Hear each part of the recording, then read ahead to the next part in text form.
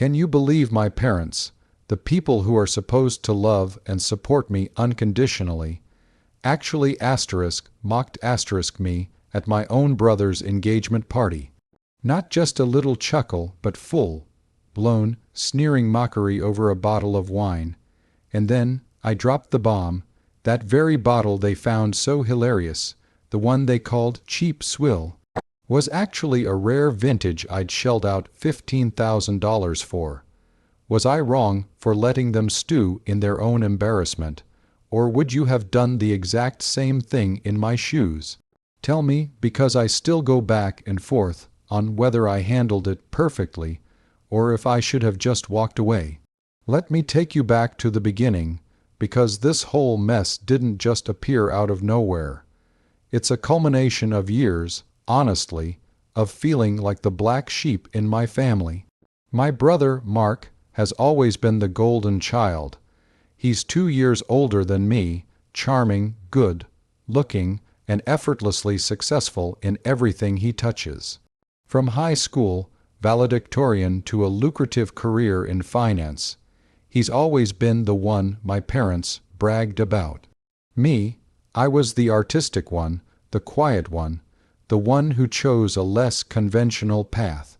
While Mark was getting his MBA, I was hustling as a freelance graphic designer, slowly building my portfolio and clientele. It wasn't a flashy career, and it certainly didn't come with the instant prestige and income that Mark's did, but I loved it. It was my passion, and I was good at it, even if my parents never quite understood it. Their constant refrain was, "When are you going to get a real job? Or why can't you be more like Mark?" It wore me down, truly. My relationship with Mark himself was complicated.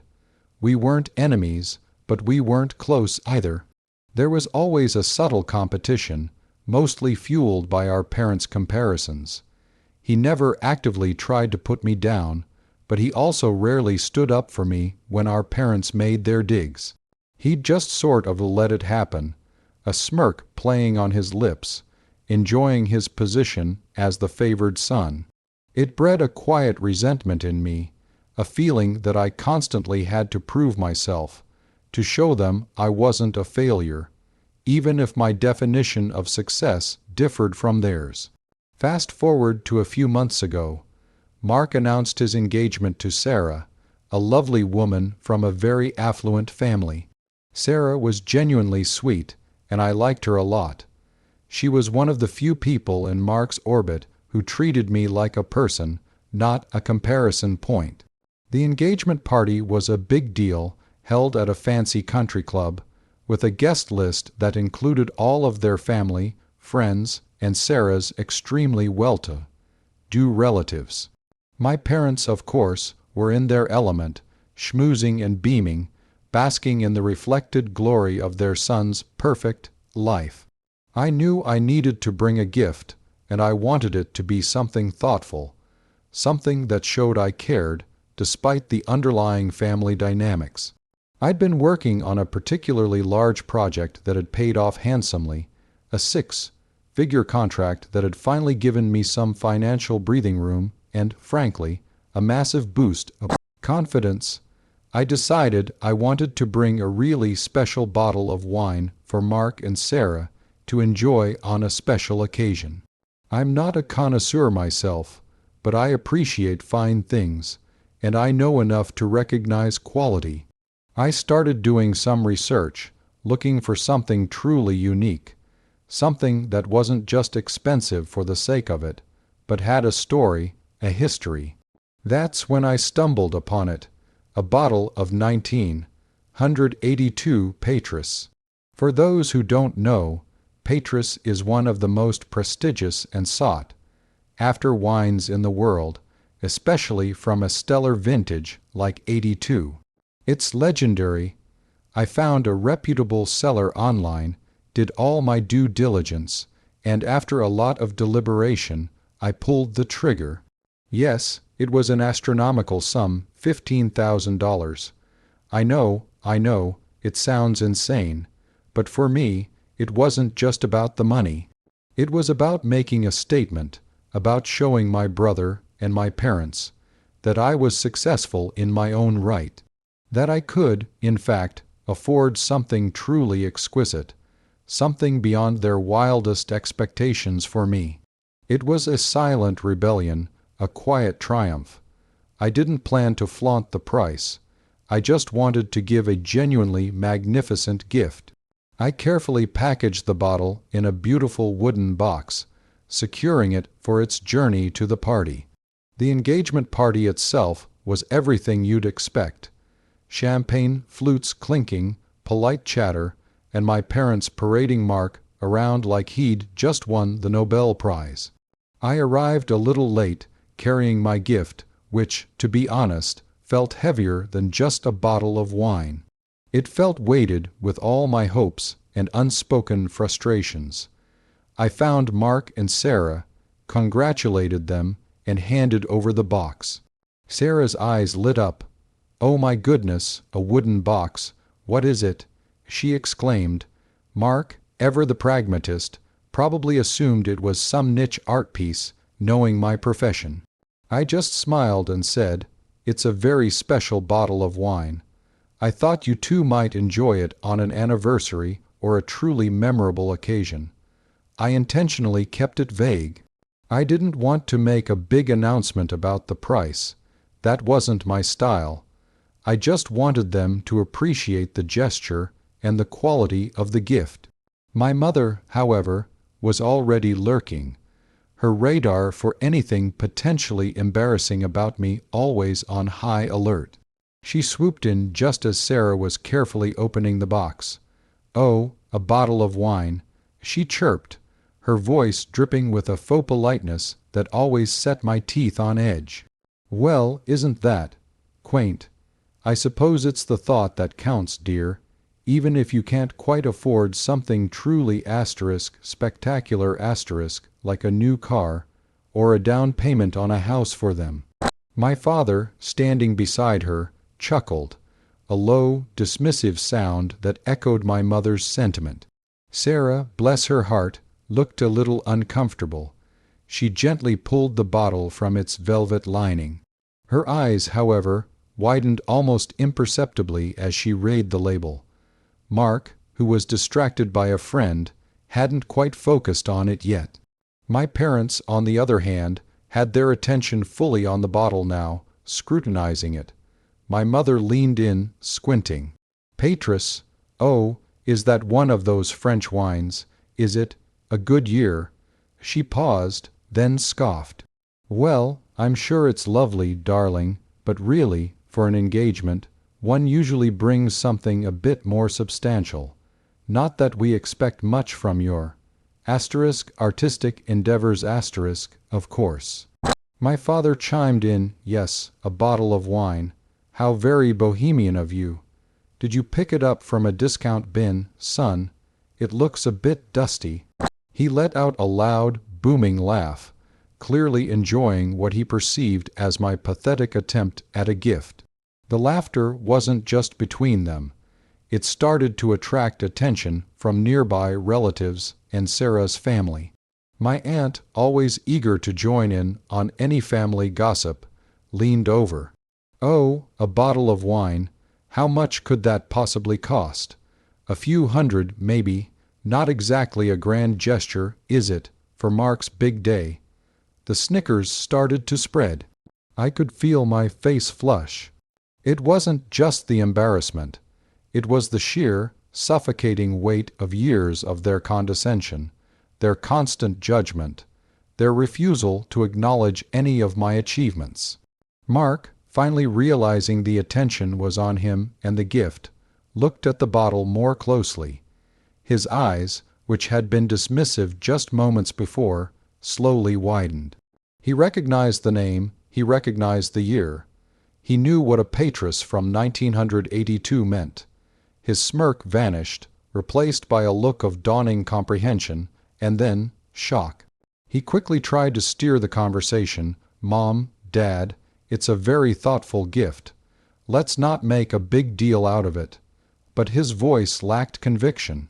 He was stunned. My mother, oblivious to Mark's subtle alarm, pressed on. "Oh, don't be so modest, Mark. We all know what little brother can afford, probably some too." Buck Chuck masquerading as a fancy vintage. My father guffawed again. Sarah, sensing the tension, gently placed the bottle back in the box, trying to diffuse the situation. But the damage was done. They had humiliated me, openly and cruelly, in front of a significant number of people. All because they assumed, as always, that I was lesser. So that's the situation I was in, and I had to make a choice. Do I let their cruel jokes stand, let them continue to mock me and my gift, reinforcing their narrative that I'm somehow a lesser son? Or do I correct them, and in doing so, expose their ignorance and their snobbery? Before I tell you what happened next, I want you to pause and comment below what you would have done in my shoes. Would you have walked away, or would you have fought back? The air around me felt thick with their laughter and sneering remarks. Every fiber of my being screamed at me to just shrink into myself, to disappear. But then I looked at my parents' faces, so smug, so self-satisfied, so utterly convinced of their superiority, and something inside me snapped. Years of bottled-up frustration, of being dismissed and belittled, came roaring to the surface. I took a deep breath, straightened my shoulders, and met my mother's gaze head on. "You know," I said, my voice surprisingly calm despite the storm raging within me. "It's funny how you always assume the worst about me, isn't it? How you always think I'm incapable of anything truly impressive." My mother started to interject. "Now, darling, we never said that." But I cut her off, my voice rising just enough to be heard over the general murmur of the party. "Oh, but you did, Mother, over and over again for years, and you just did it again, right now, ridiculing a gift that I put a lot of thought and effort into." I looked directly at my father. "And you, Dad, calling it swill and a discount bin find." Their expressions shifted from smugness to a flicker of annoyance, then bewilderment as they realized I wasn't backing down. Mark, standing a little behind them, had gone completely still, his eyes wide, watching me with a mixture of apprehension and, dare I say, a sliver of respect. Sarah looked torn between wanting to intervene and wanting to see how this played out. "This isn't just any bottle of wine," I continued, my voice gaining strength. "This is a 1982 Petrus, a legendary vintage, and it didn't come from a discount bin." I paused, letting the words hang in the air, letting the weight of the name sink in. Some of the more knowledgeable guests in the vicinity, particularly Sarah's well-traveled and sophisticated relatives, exchanged knowing glances. A murmur started to spread, no longer of amusement, but of surprise. My mother, still caught up in her belief that I was bluffing, scoffed again. "Oh, please, what could a bottle of wine like that possibly cost? A few hundred, maybe 1,000 if you're trying to be fancy." I looked her dead in the eye. "Try $15,000. The silence that followed was deafening. It wasn't just a pause. It was a complete, utter cessation of all sound in our immediate vicinity. My mother's jaw dropped. My father's booming laugh died in his throat, his face draining of color. Mark gasped, an audible sound, as the full implications hit him. Sarah's hand flew to her mouth, her eyes wide with shock. 15,000. My mother stammered, her voice a reedy whisper, completely devoid of its earlier mocking tone. You spent $15,000 on a bottle of wine." "Yes, Mother, I did." I replied, my voice calm and steady, "because I wanted to give Mark and Sarah something truly special, something that reflected my appreciation for them and my own ability to provide such a gift, something that, perhaps, you might finally realize I am capable of." I gestured to the bottle. "It's a magnificent wine, A true investment, actually, given its rarity and vintage. Something you might not have expected from your bohemian son, I suppose. My parents were speechless. The color had returned to my father's face, but it was a deep, angry red, not from laughter, but from humiliation. He looked around, suddenly acutely aware of the stunned faces of the other guests, including Sarah's very elegant parents, who were now looking at him, and my mother with a mixture of disdain and amusement. The tables had turned dramatically. The mockery had boomeranged directly back at them. Mark, recovering from his shock, was the first to speak. He stepped forward, putting a hand on my shoulder. You really shouldn't have," he said, but there was an unmistakable tone of awe in his voice. "That's an incredible gift, thank you." He looked at our parents, then back at me, a silent apology in his eyes for letting them treat me that way. Sarah, too, recovered quickly. She reached for my hand. "It's the most amazing gift we've received," she said, her voice sincere. "Thank you, truly. We'll save it for something incredibly special." She gave my parents a pointed look, a clear message that their behavior was not appreciated. The rest of the evening was tense, to say the least. My parents largely avoided me, retreating to the fringes of the party, their faces stiff and uncomfortable. They tried to regain their composure, but the damage was done. The incident had spread like wildfire through the guest list. I overheard snippets of conversations. "Did you hear about the wine? $15,000.